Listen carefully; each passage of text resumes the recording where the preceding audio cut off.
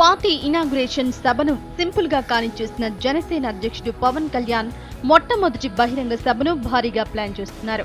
ఎల్లుండి విశాఖలో నిర్వహించే సభకు హైరేంజ్ ఏర్పాట్లు పూర్తి చేస్తున్నారు. దీనికి అభిమానులు, కార్యకర్తలు లక్షలాదిగా తరలివస్తారని అంచనా వేస్తోంది పవన్ సేన.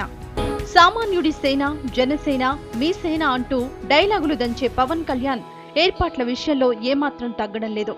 కార్పొరేట్ స్టైల్లో ఇందిరా ప్రియదర్శిని స్టేడియంలో సభ ఏర్పాట్లు జరుగుతున్నాయి. సీమాంధ్ర జిల్లాల నుంచి జనాన్ని భారీగా తరలించేందుకు ప్లాన్ చేస్తున్నారు నిర్వాహకులు. ముఖ్యంగా కాలేజీల నుంచి యూత్ భారీగా వస్తారని ఎక్స్పెక్ట్ చేస్తున్నారు. పవన్ కళ్యాణ్ గారు 27వ తారీఖు నాడు ఇక్కడ విశాఖపట్నం వస్తున్న శుభ సందర్భంలో మేము ఏర్పాట్లన్నీ చురుగ్గా ఎవరికి ఇబ్బంది లేకుండా అన్ని ఏర్పాట్లు చేయడానికి మా యొక్క అభిమాన సంఘాలు, అలాగే students, college students, president, secretary వీళ్ళందరూ కూడా వచ్చి ఆయనకి ఎయిర్పోర్ట్లో ఘనమైన స్వాగతం ఒక 10,000 మందితోటి చేయడానికి నిర్ణయించాం. అలాగే కాలేజ్ స్టూడెంట్స్ వాళ్ళందరూ కూడా వెహికల్స్ తోటి ఎయిర్పోర్ట్లో ఘనమైన స్వాగతం పలుకుతారు.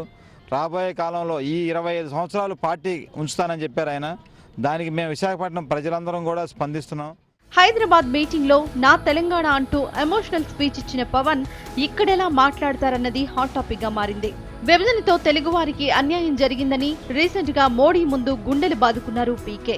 ఇప్పుడు విశాఖ సభలో పవన్ ఏ స్టాండ్ తీసుకుంటారో అనే ఆసక్తి రాజకీయ వర్గాల్లో కనిపిస్తోంది. పార్టీ విధి విధానాలపై రెడీ అయిన ఇజం పుస్తకాన్ని కూడా విశాఖ సభలోనే ఆవిష్కరించనున్నారు పవన్. తొలి స్పీచ్ లో జనాన్ని అయోమయంలో పడేసిన కళ్యాణ్ ఈసారైనా క్లారిటీ ఇస్తారా, కొత్త కన్ఫ్యూజన్ స్టార్ట్ చేస్తారా చూడాలి.